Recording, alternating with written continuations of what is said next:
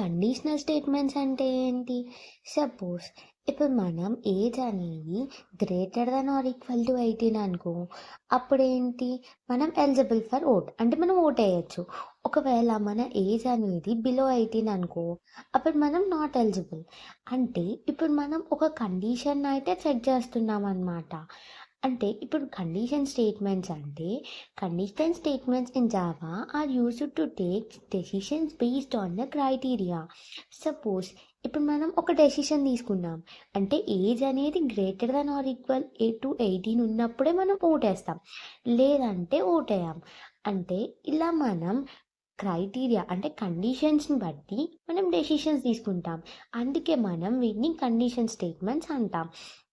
దీంట్లో మనకు type of condition statements ఉంటాయి. Like if, else, nested if and switch. ఇవనేది different type of condition statements.